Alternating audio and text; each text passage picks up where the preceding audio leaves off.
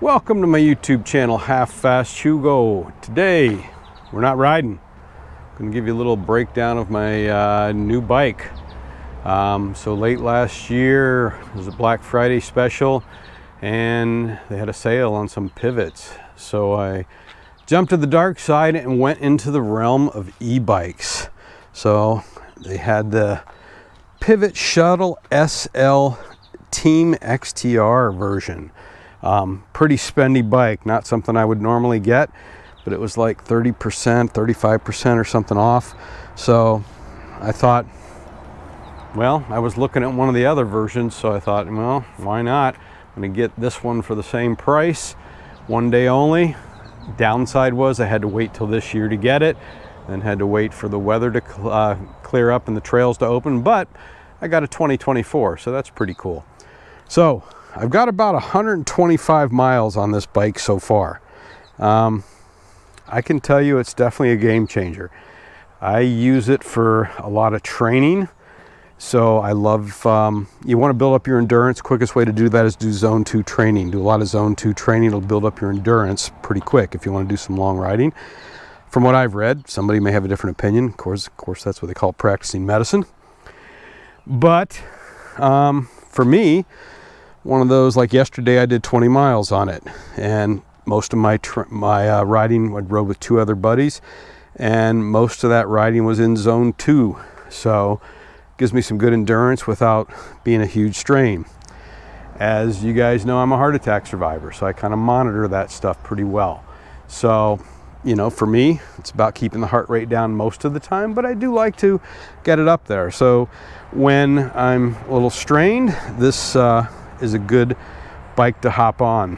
So again, this is the Team XTR version. It's got the 150 Fox on the front. It has the I want to say it's 138 Fox Float X for the shock. XTR derailleur, 1151 cassette on the back. I want to say it's a 34 tooth on the front. The only thing I've really changed on is I added some 5-dev pedals. I added some rev grips. I love my rev grips. I should do a review on those because they have a little bit of flex in them, which really helps on my wrist numbness, so to speak. I opted for the 5-dev. Opted for the 5-dev stem on it as well. Like the 5-dev stem. Titanium overkill, but kind of nice. I just mainly was looking for the color of it as well. So, and of course I always buy things when I can get them on discounts and on sale. Running 29 2.4s on it. I want to say 2.4s. Yeah, 29 2.4. The Maxxis Minions front and rear. Nope, Maxxis Minion on the front, Dissector on the rear. So I'm not sure how I feel about the tires, but so far it hasn't been an issue.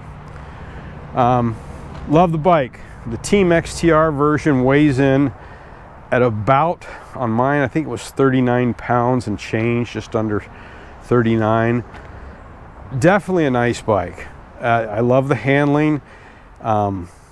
Quickly becoming one of my favorite bikes with only about 125 miles on it, 130 miles on it, somewhere around there. Fox dropper post on it as well, Fox transfer. Everything has been mint on it so far. Picked it up out of Ardent Bicycles in Grand Rapids, Minnesota. Hit them up if you want some good service. They do all the Fox rebuilds and stuff too as well. So bike's a little bit dirty. Like I said, I just rode it yesterday. This one has the carbon wheels as well, the Reynolds carbon wheels on it. So definitely nice. It's got it says it's got the Industry 9 hubs on it, and they're Reynolds branded, but you can see they're Industry 9, so obviously nice. Galfer disc rotors. I want to say it's 203 on the front. I can't even remember. I want to say it's 203 and 213 or something. I don't know. Anyways, you can look up the specs online, but the Galfer rotors seem to be doing the job with the XTR brakes. Again, way overkill for what I need. Biggest thing I can tell you about it is I love riding it. The handling is unbelievable. It's definitely poppy. It rides very similar to my other bike, my Enduro bike, my Reeb, which is 160, 150 on the travel. This thing gets up in the air, no problem. I do like it. I do have a Garmin interface with it, so I can, when I'm riding with my Garmin on the MTB stem, I can look at all the stats. The power is a percentage, because one of the things I don't like about it is when you power it on, which is just holding up the ring controller, which is where a lot of people have complaints. You can see it booting on, right? That's the only thing you have to tell you how much power you have left. So those little dots will go down as your power goes down. So there's the river, rocket, whatever, I can't remember the turbo modes, whatever you want to call them. Most of the time I'm riding it in green. On occasion I'll ride in blue. The only time I've ever used the rocket mode is when I'm trying to catch up with somebody or going uphill and trying to get somewhere quick. Shut it off, press and hold the ring controller down. I have had no issues with the ring controller. A lot of people have not liked the ring controller. That hasn't been a problem for me. The motor's been flawless so far, knock on wood. The Fox fork's been good with a Kashima coat, which is the Kashima on the fork and on the dropper as well. So again, I probably could have done a better job washing it up yesterday. It's still a little dirt on it, but yeah, it's done well. I like it, love the handling of it. Takes a little bit of getting used to on the e-bike as far as the power and the levels. The turbo mode, where you actually, the little thing where you press and hold it up for, I don't know, 5 seconds, and then it just like super turbos it full power. I think I've only ever used it just to play with it. I've never had a point where I had to turn it on. Love the 5-dev pedals, but they're pedals. I mean, most pedals grip pretty well nowadays on any kind of the aluminum pegged pedals. But the bike's awesome. Like I said, a sub 40-pound bike for an e-bike. Yesterday I did right at 20 miles, and it still said I had 20 miles to go. I think I did 1,800 feet of climbing, something like that. So still had range. Again, that all goes back to you, your weight, your riding style, how much you're going to actually use the higher power modes. For me, it does what I accomplish. I'm a 62-year-old guy, so for me, this is right up my alley and what I want to do. I have a cross-country Ibis XE that I use for some riding, that when I just want to go put in some miles. If I'm going to be doing some climbing, sometimes I'll take the Shuttle SL. But the biggest thing for me is I'm going to use the Shuttle SL when I've had a hard day riding and I want a recovery ride. So for me, I don't have it takes the suck out of it, right? So you can do some climbing and, you know, pop it to turn on the power, or kick it up a notch, and you can climb right up. So if you've got some tired legs I go to the gym a couple days a week, usually 3 days a week. So if I've got tired legs, I may take the e-bike, depending upon where I'm riding, right? It does not have a lot of suspension for some people. I get that. I'm not a huge jumper, right? I like getting in the air a little bit. I like doing some drops, but I'm not 30 years old anymore. My son kicks butt on that stuff. I'm probably not going to drop the hammer in Bentonville, although I would like to. And probably could, because I've seen people my age doing it. But again, the Pivot Shuttle, this is the black, what they call black lime. The only thing that's really lime on this is the SL, the Float X, and some of the markings on the fork. So I wanted the color. That was the biggest thing. The other, you can get the sage green or the blue denim. I wanted the black lime, just like the blacked out look, and I wanted to trim it out with some of the Kashima colored stuff, such as the pedals and the stem. And for me, I like it. It's pretty cool. You can flip this up, and there's a USB port in there that you can actually, I think, charge something from, or it's how you can do the electronic updates. Battery is not removable, so the battery located in there is not removable. So I did look also, for comparison's sake, I looked at the transition. The transition, you can remove the battery, which had some appeal to me, but it wasn't really what I wanted.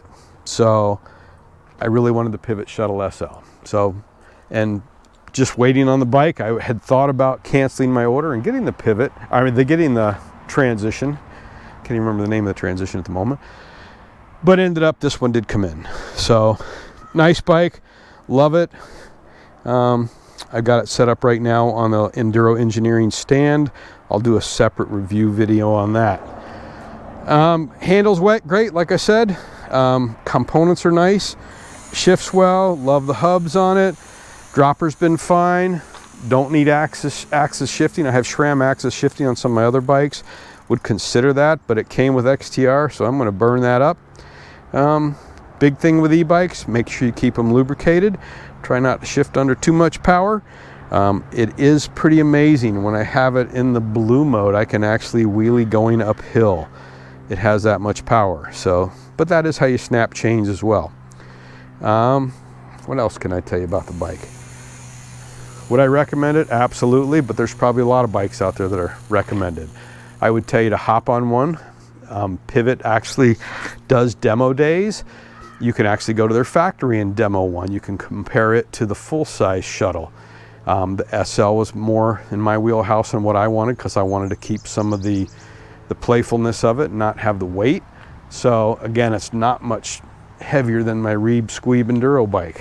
So I do like the axis shifting for cleaning up the cockpit a little bit, but you know, it works out just fine.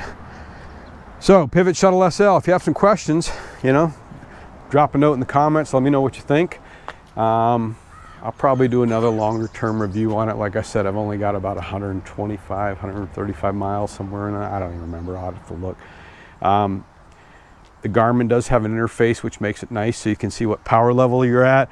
You can also see how much percentage-wise of battery left is in the battery that's on it. 430 watt battery. Not as big as some of them. You can go up to 750, right? It is still a class 1 e-bike, so it doesn't have the big 750, but there's a trade-off there in weight. So if you've started researching e-bikes, you're going to find the full power ones are going to get you up over 50 pounds most of the time. There's a couple new ones that are coming out just under 50 from what I've seen. But when you look at it, when you look at the top tube, really, it's not too much bigger than a regular bike, right? If you look at some of the Santa Cruzes, tend to be a little bit bigger there as it is anyhow.